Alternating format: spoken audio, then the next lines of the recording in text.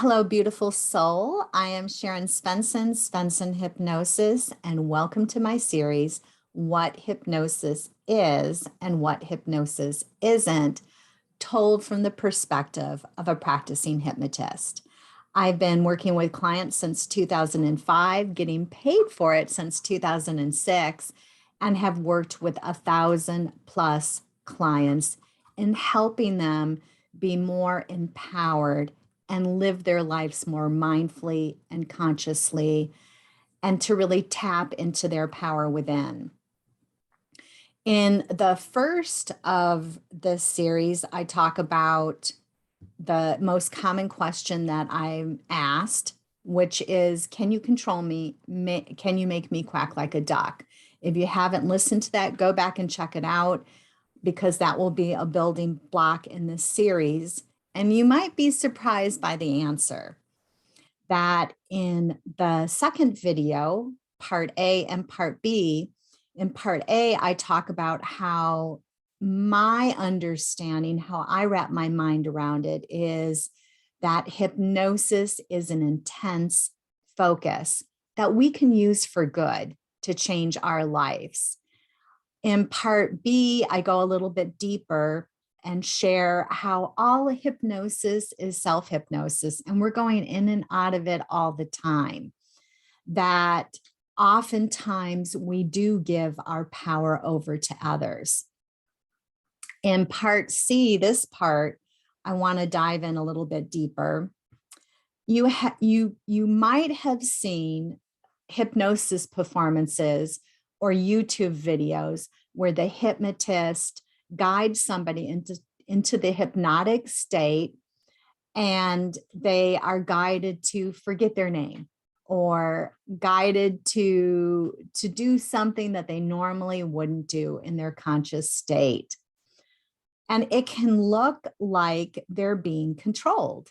And again, we all have free will. And if you go back to my first video, can you control me? Can you make me quack like a duck? I go into that a little bit deeper.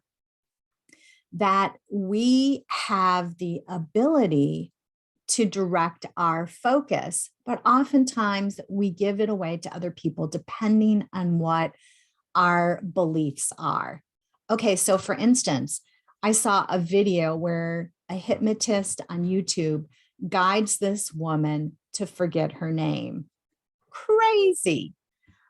Well, what I know is that she has a belief to be liked, to cooperate. And if you have certain beliefs, these underlying beliefs, to kind of go along with the crowd because it's safer, to get others to like you, then in that hypnotic state, because you have those beliefs, you're going to be cooperative. And there's other people that they have a stubborn belief that they're not going to let anything in.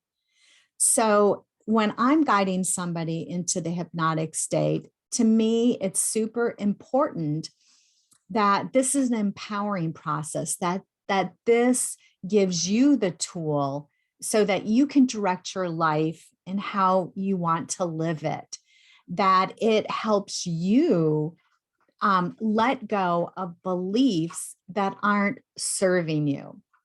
So for instance, we are social creatures. We do need other people.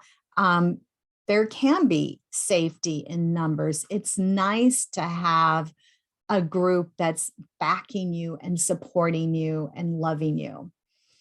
But if we have the belief that we have to give over our own ability to think, our free will to someone else, it can set us up for trouble. So one of the first suggestions that I give in hypnosis is to be like a duck in water, to let a suggestion beat off you effortlessly and easily, just like a duck in water. The duck doesn't have to push out the water because oil and water don't mix, and it can just beat off the duck's feathers. because it's science. Well, when you're in a place where you feel it's safe to say no, where you feel it's safe to have your own opinions, when you feel it's safe to be able to think and go your own direction and follow your own inner guidance, it's a game changer. So that for me as a hypnotist, I want you to take in a suggestion, a belief, if it resonates, if it feels right, not because I say so, not because you want to please me, but because you have life experience where you know it goes better for you. So, for instance, I think of we have all had life experiences where we have come from a place of fear and anxiety and made stupid choices, that we've gone along with the crowd because we were more concerned with pleasing them, that we thought that by pleasing others, going along with the crowd, it would be safer.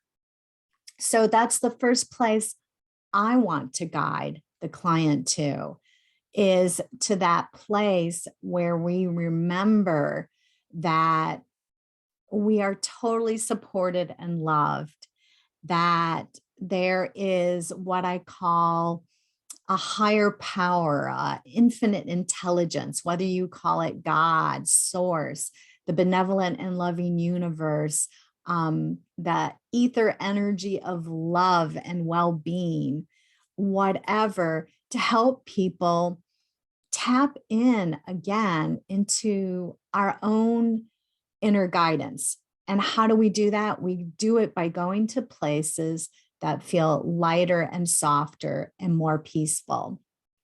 So again, hypnosis is an intense focus. You can be in an intensely hypnotic state and be in a negative state. And in that hypnotic state, you can't find your joyful feelings. That you can be in an intensely beautiful state of well-being and peace and centeredness, and your wisdom that you know within is highlighted. Those higher truths that supersede that feeling of we have to go along with others. It's imperative that we're liked, can go away, and you start to feel your higher truths. So to me, I just love the tool of self-hypnosis. If you haven't checked out my series, The Joy Shots, I guide people into little mini hypnotic states, and I teach that tool of self-hypnosis because oftentimes we'll think, oh, hypnosis is letting go of our ability to think, or hypnosis is going to this kind of open, non-thinking state. And it's a little bit tricky because it does seem like that, in that in the beginning of it, getting somebody into the hypnotic state is different than taking them into that intense, focused place. And again, I don't know which video it was, but I talked about how intense focus doesn't mean anger. It doesn't mean this pushing feeling or this constricting feeling. It can be like an ocean wave, very fluid and potent and powerful.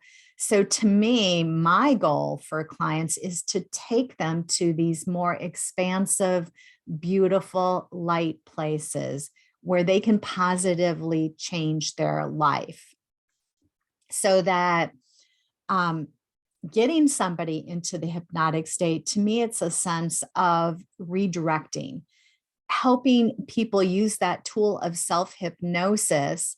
And to me, it's a natural tool that we all have, but helping you to kind of direct and harness that and go to those higher, beautiful states is it can be a sense of kind of letting go or opening up or going to this kind of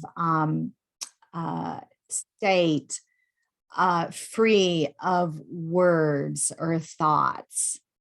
But that, to me, that self-hypnosis, it may take you to a place beyond words, but you're going to a place of intense feelings.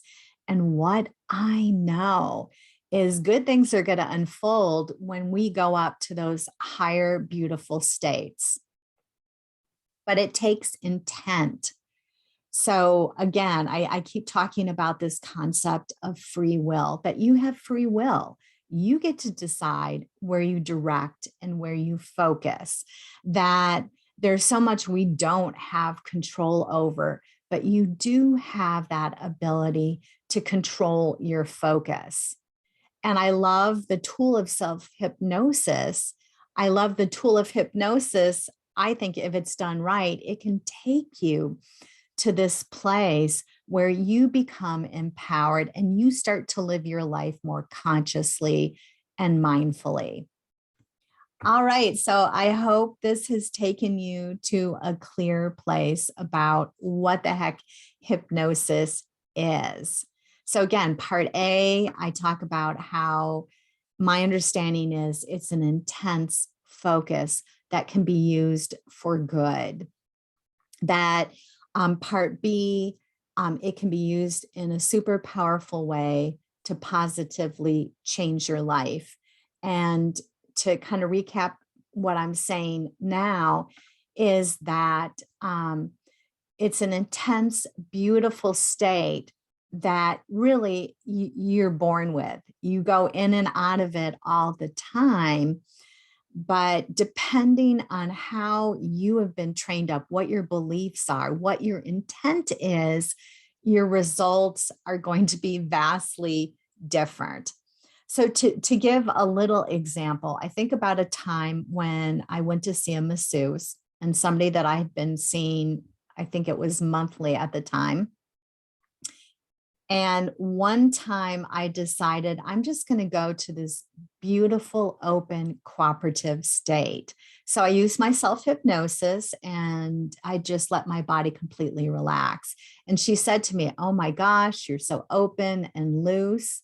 And so I was thinking that I was going to have super wonderful results.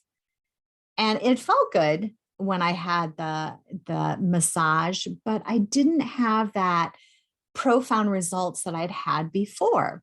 And I could see the difference was intent.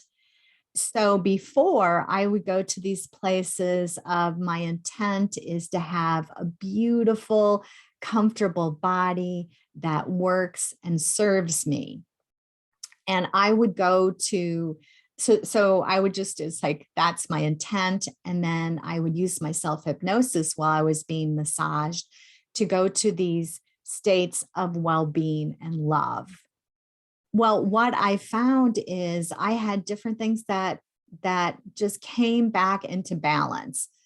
Like, for instance, sometimes I'll have issues with, I think it was my left hip and my knees.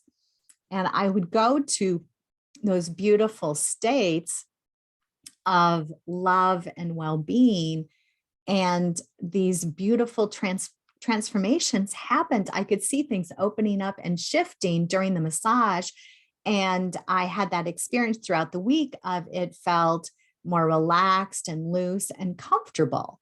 So to me, that intent is something that we were given, that you have free will. You get to decide how you want to live your life. And with your intent, that intent for well-being, that intent to have life go well for you, that intent to enjoy life more, to be more comfortable, to have a body and beliefs that bless your life and serve you is big.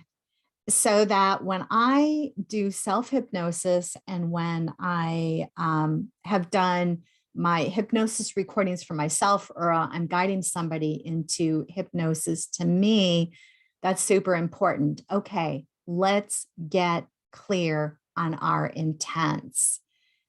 Let's get clear on the intents, and let's know that going to a place of fear or anxiety isn't going to open up the door to what you desire and want, that we want to go up to the highest energies possible, to those energies of what I'd call love. And love feels light and expansive and playful. So I hope that this was supportive and helpful. Tune in for my continuing hypnosis series. And if you haven't listened to my Joy Shot series, that's also available on my YouTube channel, The Joy Shot, in Svenson Hypnosis. And it guides you into those hypnotic states, and it teaches self-hypnosis to bless your life. Okay, we'll catch you next time.